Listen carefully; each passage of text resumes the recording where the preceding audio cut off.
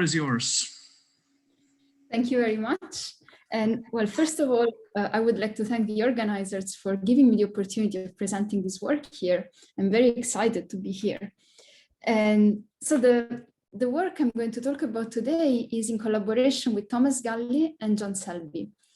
And the topic is what we can say about the nature of the gravitational field if we are able to detect entanglement generated via the gravitational field in the laboratory.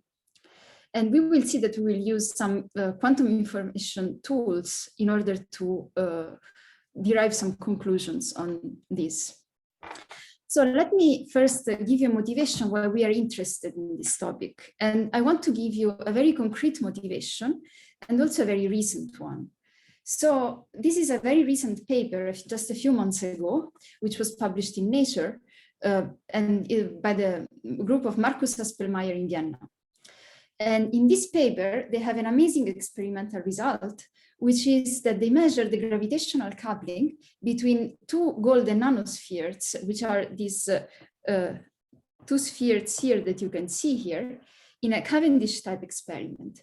And these nanospheres not only are millimeter sized, but they only weigh as little as 90 milligrams. So basically, we are pushing here the frontiers of testing to which type of systems the gravitational field applies. And the long-term goal of these experiments is to, in the end, be able to measure the gravitational field that is produced by a mass that is put in a quantum state, such as the spatial superposition. And this is a regime in which we have no information on what the gravitational field is. So the theoretical discussion on this question is actually much older. And we can go back to the Chapel Hill Conference in 1957, where, at least as far as I know, the first real discussion on this took place. In particular, I want to, here I just copied and pasted some transcripts of the conference. And here there is a comment by Saleker that is still very timely. So here he was drawing a comparison between the Coulomb field and the Newton field. And he mentioned that if we have two charged particles that interact via Coulomb field, then the Coulomb field does not need to be quantized. It's enough to consider the charge as quantized, so the matter, and not the interaction.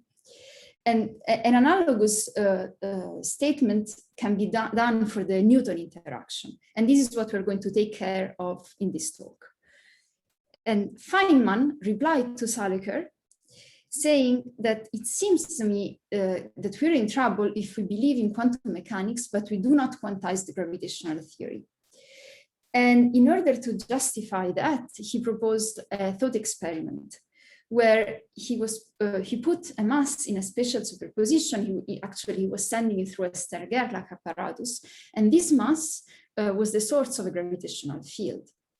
And then he said, well, if we believe in quantum mechanics, then we have to believe that there is a gravitational amplitude associated to one configuration of the mass and the gravitational amplitude associated to another configuration of the mass. And then we can use this mass, we can make it interact with a different mass. And then his conclusion is that if you believe in quantum mechanics up to any level, then you have to believe in gravitational quantization in order to describe this experiment.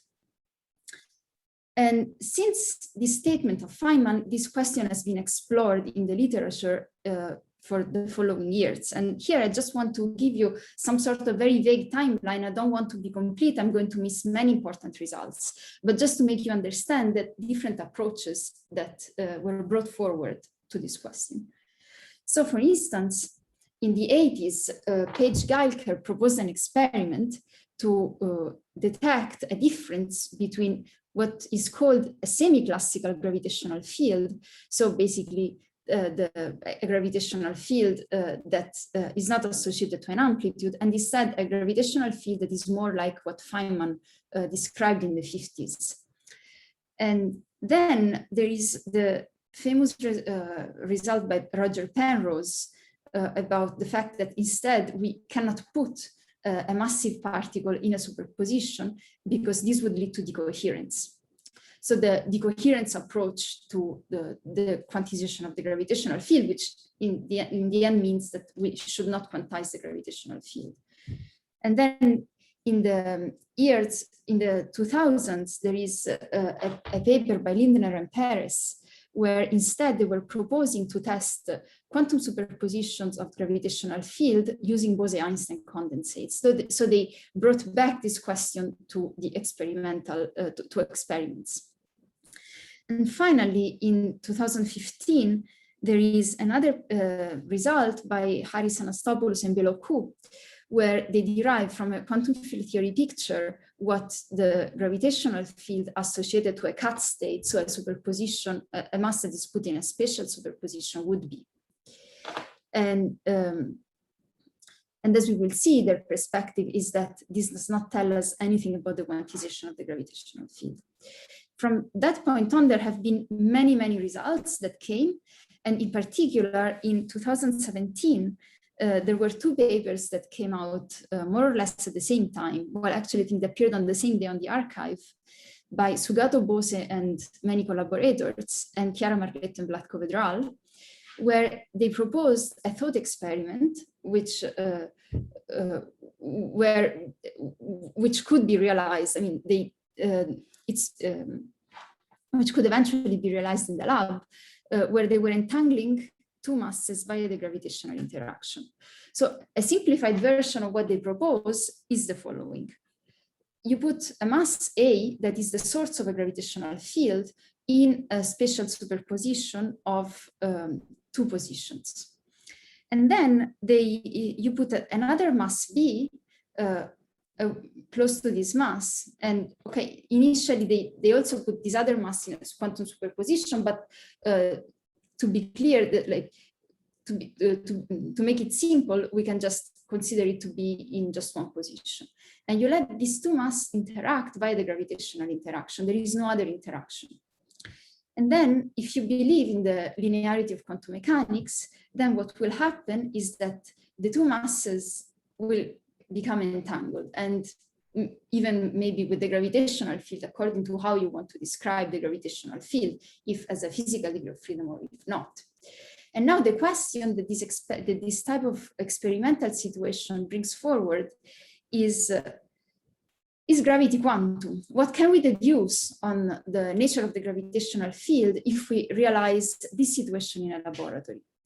And this is part of a more general question that is, which type of evidence do we need in order to show that gravity is quantum? And let me start with this second question. So a way in which I like to phrase the quantum gravity problem is that there are some experiments that we can think of, because the theories, our theories like quantum theory and general relativity, do not forbid us to think about them. And we cannot explain, we cannot even write down what the outcome of these experiments will be. For instance, I'm thinking about taking two particles with really high energies, like Planckian energies, and scattering them one against the other. We do not know how to write the scattering amplitude of this process. And so it's rather a problem of incompleteness. And so the question that we can ask is, should we look for a description of gravity as a quantum field? Well, we know that there are many problems in doing that, but also it's not necessary that gravity is really a quantum field, because in the end, we have no information on what the final theory of quantum gravity will be. So the next question that we can ask is, how can we test the quantum nature of gravity? And of course, the test that we would all like to have is a direct test, which however would mean to measure directly the gravitational degrees of freedom, for instance, gravitons.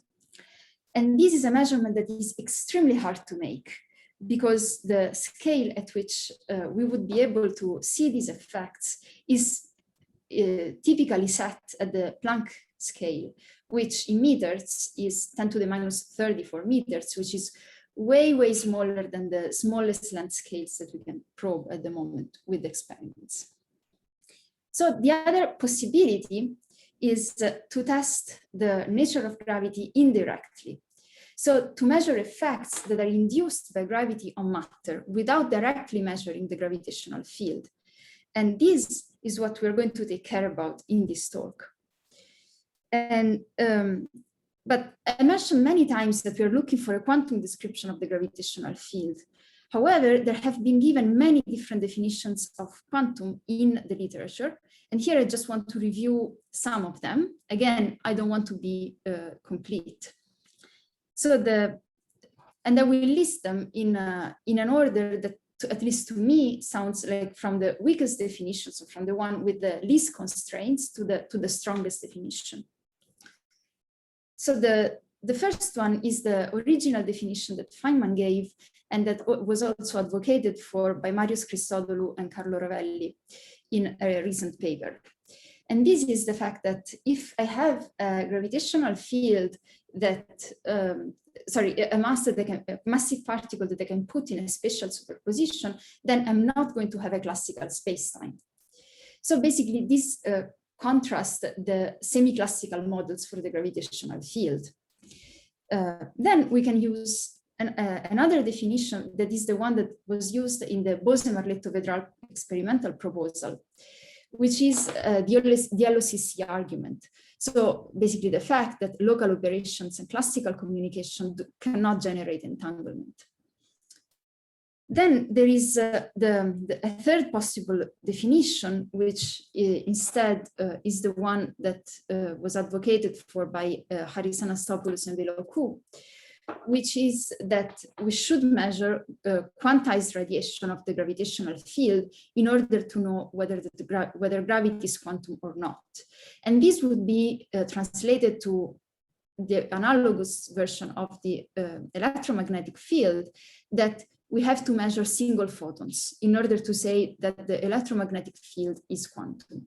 But as we have seen, for gravity, this is really ambitious. And we do not have the experimental ability to test this definition at the moment.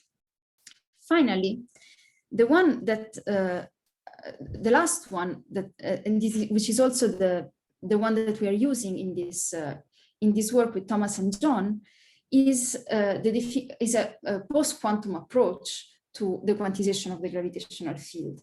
As far as I know, this has only been studied also in another couple of papers by Chiara Marletto and Vlatko Vedral within the constructor theory approach.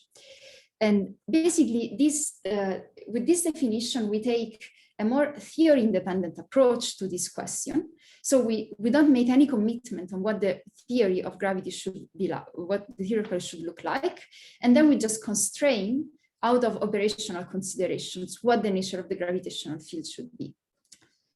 Before we go into the details of what we do, let me just explain better, more in detail, what the critical point of the discussion is. And let me make an analogy for that. So let's consider two particles, two masses that are coupled by a spring. So it's a harmonic oscillator.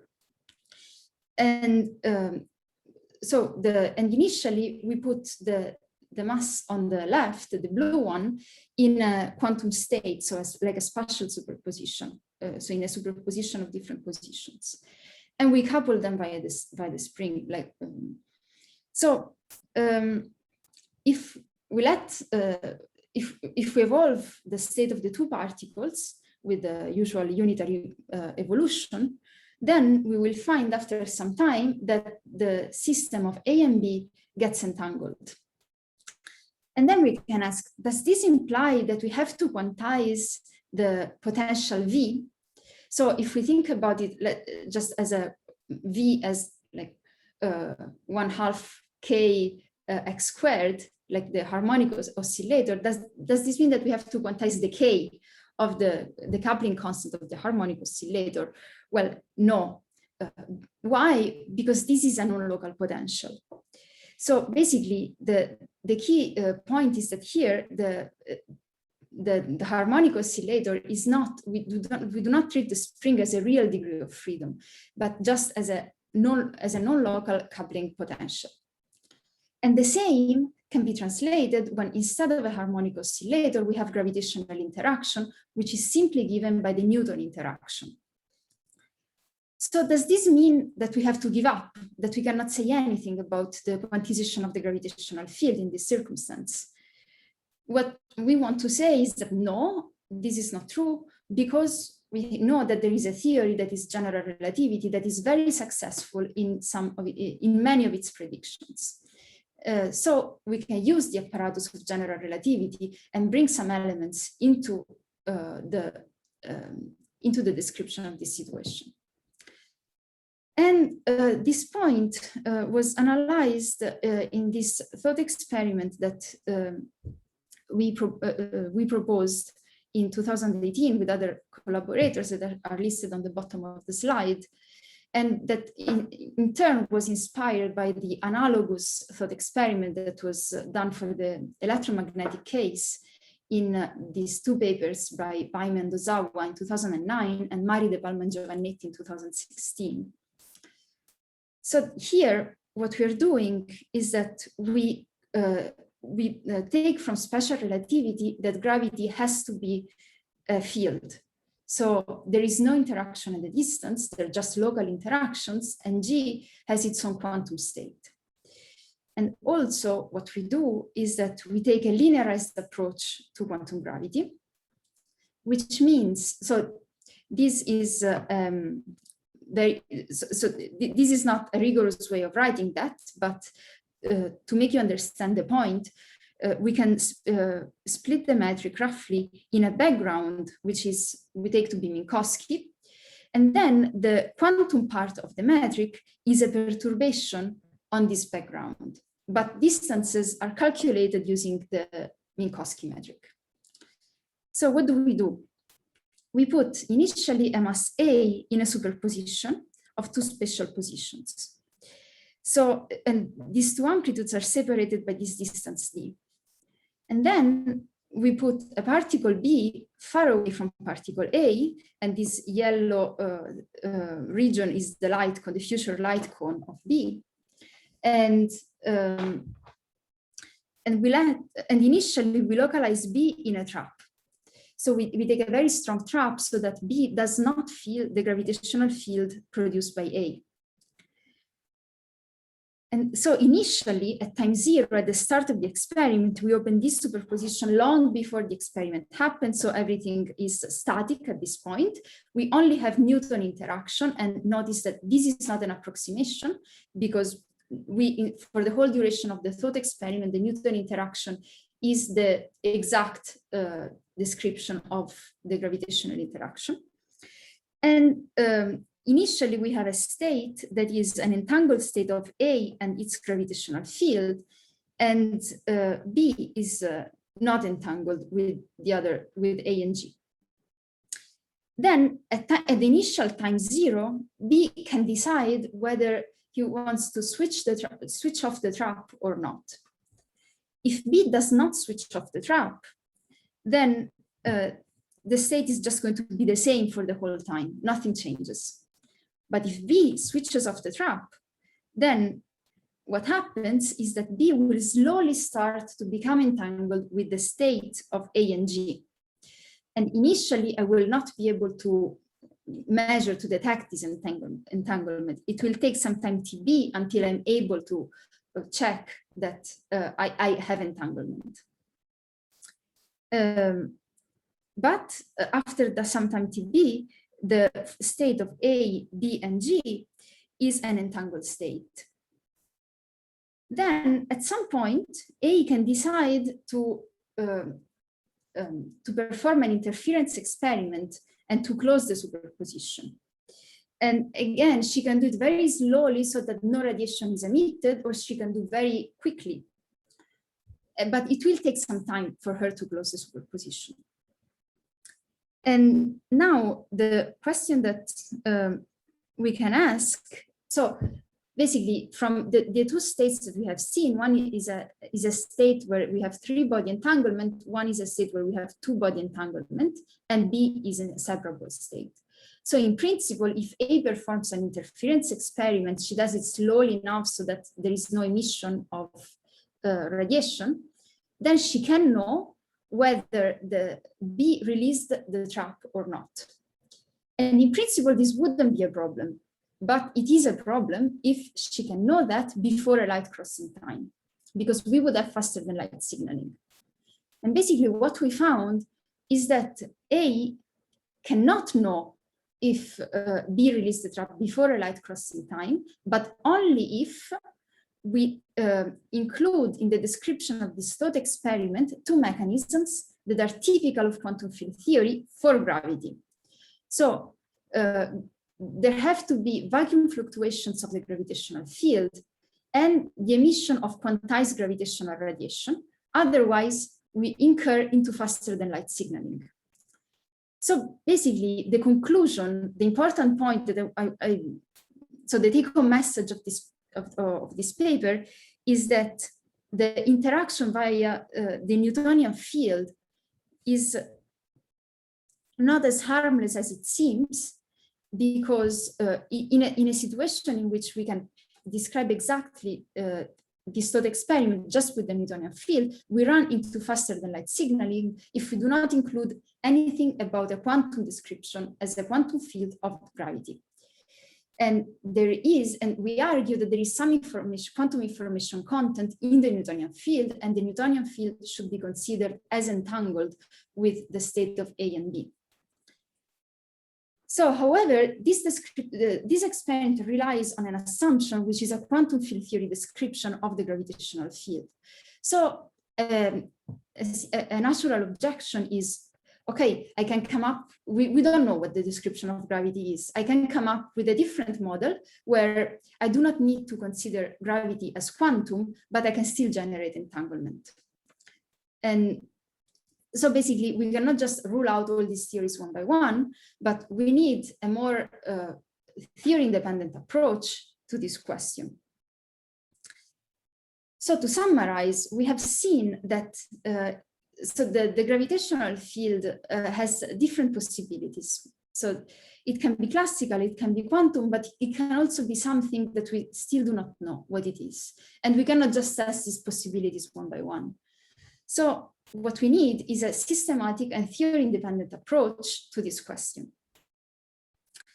And what we are going to do here, what we did with Thomas and John, is to study this using the tools of generalized probabilistic theories, and which are done precisely with this purpose in mind, to constrain the nature of a theory by using some simple mathematical axioms on which represent the operational underpinnings of the theory. So in particular, a very important point in generalized probabilistic theories, I will call them GPTs from now on, is that the operational representation of a physical theory is characterized by probabilities. And in particular, we can consider three procedures: preparation, transformation, and measurement. And an important point that maybe in a quantum information setting is more natural to think about, but outside quantum information maybe is not so well known, is that it is really important to consider the full set of quantum measurements in order to understand the nature of a physical theory. And we will see that these measurements will be particularly relevant for our result. So to just give you a very quick review of generalized probabilistic theories, we define a GPT system S, which at this stage is agnostic whether it's classical, quantum, or something else, as the set of states which are operationally equivalent preparation procedures, the set of linear transformations on the set of states, and the set of effects which are operationally equivalent measurement outcomes. And then one can put some conditions on states, transformations, and effects, what we will do is to put conditions on measurements to determine whether gravity is classical, quantum, or something else. So a few examples of GPT systems. So the simplest GPT system that we can consider is a bit, so where we have one measurement and which has definite outcomes. So the two states here, the two extremal states are perfect, like head or tail. I can perfectly distinguish whether it's head or tail when I throw a coin, and the states that are that connect these two are just probabilistic mixtures. Then a slightly more complicated example of GPT system that we are all familiar with is the qubit, where on the surface of the block sphere we have all pure states. I have three possible measurements: the Pauli sigma x, sigma y, and sigma z, and I can only perfectly distinguish antipodal states on the sphere. From the qubit, if I just remove the y measurement, which means also I can write a general state as a linear combination of 0 and 1 with real coefficients, I can obtain the rabbit, where I only have these two measurements. And it's basically just, I just take a plane in the block sphere. And finally, another system is the G-bit, where I have two extremal measurements, and at the vertices, I have states which have definite values for both measurements, but the two measurements cannot be simultaneously performed. So I mentioned that measurements are, so to consider the full set of measurements is very important. And I would like just here to explain why. And the reason is that if I do not consider the full set of measurements, I can be misled into thinking that the nature of the theory is a different one to the one that it actually is. And this is particularly easy to understand if I take a qubit, but I only allow Z measurements on the qubit. And then we know that we can map this qubit basically to a classical bit. And so basically, if I do not consider also the Y and the X measurement, I can mislead into thinking that the system that I have is classical, but instead it would show a quantum behavior if I had considered the full set of measurements on this system. Okay, so this is just a very quick review of the elements that we will need to derive the no-go theorem, and now we can finally ask the question that we asked in the paper. So, which is, provided that we observe gravitationally induced entanglement in the laboratory, which conclusions can we draw on the nature of the gravitational field? And to answer this question, we formulated the no-go theorem. And I'm just going to read the no-go theorem, and then I'm going to comment on this result. So we consider two non-classical systems A and B initially in a separable state, and some unknown system field G. So here A and B are the two masses, and G is gravity. If after some time t, entanglement between the systems A and B is observed, then the following statements are incompatible. 1, subsystem independence of A and B. 2, A and B interact locally via the mediator G. 3, G is classical. Okay. Now let's see what each of these conditions means. So the statement of the no-go theorem is basically this experimental situation that I've been talking since the very start of the talk. I have two masses A and B. I let them interact via the gravitational field, and then I get an entangled state at the end of my protocol. And now we want to see what we can infer on the nature of the gravitational field, if this is detected. So the first condition, subsystem independence, is always taken to be valid in GPTs.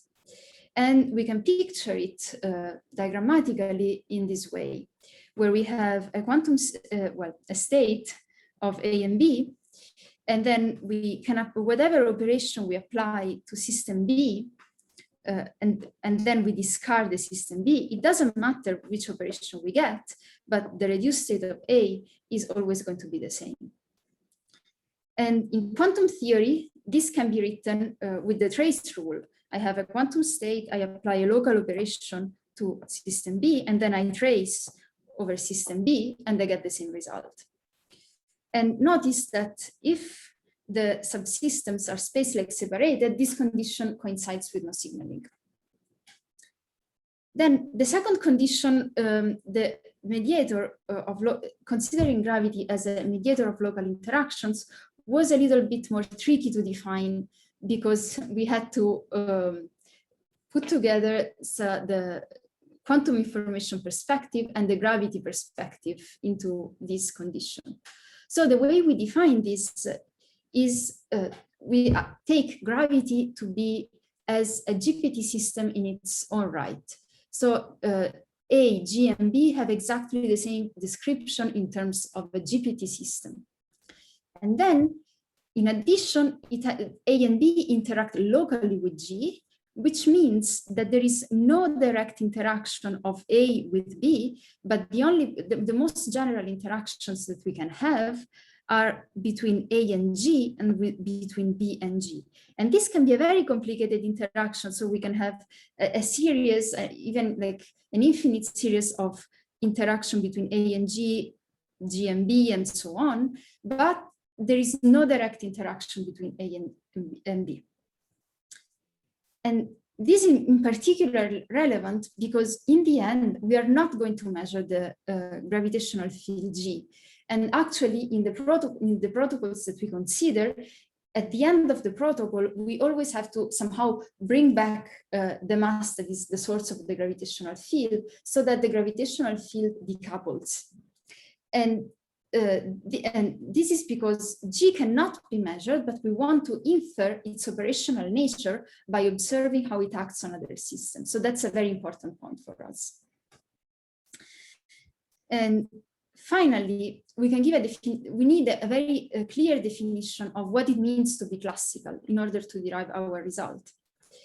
And the definition that we take is the standard definition of classicality that is also a textbook definition. And this definition is that a theory is said to be classical if every system can be characterized by local non-disturbing measurements. So notice that so if a theory is not classical, then this does not immediately imply that it is quantum. Usually, we see quantum and classical as two dichotomic possibilities. So if something is not classical, then it's quantum, and if it's not quantum, it's classical. But actually, this is not true in GPTs. There are many more possibilities. And in particular, we want to replace this dichotomic picture of having quantum and classical as two alternatives with something that is a bit more, that has a more richer structure, and that looks a bit more or less like that, where we have the set of all possible theories, and among them, quantum and classical are just two possibilities.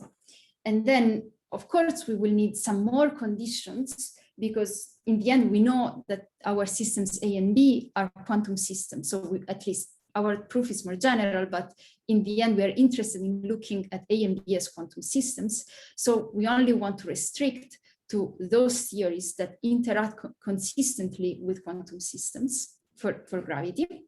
So this will leave out some of all the possibilities, but you see that there are still examples of theories that are neither classical nor quantum and satisfy the other conditions that we chose. So subsystem independence and local interactions via the gravitational field. So now we stated these three conditions, but then, of course, what we would like to understand is which condition is violated. And so let's see what the violation of each condition implies. So the first one, subsystem independence of A and B, this is not a condition that could be easily violated, because we know that experimentally we can realize this initial condition. So in particular, if just if I may interrupt you quickly, there is a question on the chat. What does it mean to consistently interact with quantum systems? If you could two sentences on that before continuing. It's a good question. So to consistently interact with quantum systems means that if you start from a space of all possible states, then the interaction with this theory that that you allow does not take you out of this initial space. And so so we know that experimentally we can realize an initial separable state, for instance, by confining the particle B in a very strong trap. So maybe this is not going to be an exact result, but at least we can make it arbitrarily precise that there is subsystem independence of A and B in the way we prepare these two systems. Then the second condition, this is also an interesting thing to see. So A and B interact locally via the mediator G, and we have seen that this is really the crucial point of this debate, because if we consider the Newton potential as a non-local potential, then we do not necessarily need to quantize the gravitational field. However, I talked about this thought experiment that we proposed with the mass A in a superposition, B initially localized as a trap, and then B can release the trap or not. And it is a corollary of this of that result that if we do not consider gravity to be a physical degree of freedom, then we can run into faster than light signaling. So if we want to preserve a theory that does not lead to superluminal signaling, then I think we should keep also this condition.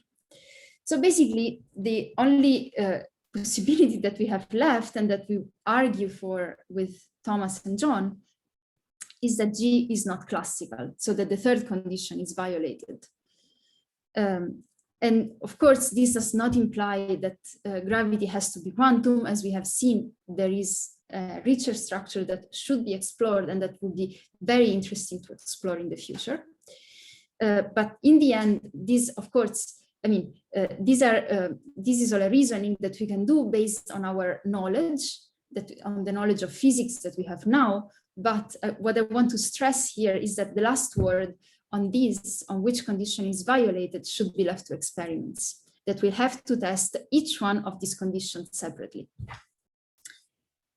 So this is all I wanted to tell you about our no-go theorem. And this leaves us with some open questions, and which are, did we use too strong a notion of classicality? For instance, we could relax the notion of classicality and consider a weaker notion. And then maybe there is still the possibility for gravity to be classical and generate entanglement. Or can we restrict to just quantum theory by imposing further conditions? And finally, can we develop a classification of GPTs that can generate entanglement between quantum systems? These are all very interesting questions, and that would be worth exploring. Before I conclude, I would like to thank my collaborators, Thomas and John, who are the real experts on GPTs in this work. And then I would also like to thank you all for your attention, and I'm happy to take questions.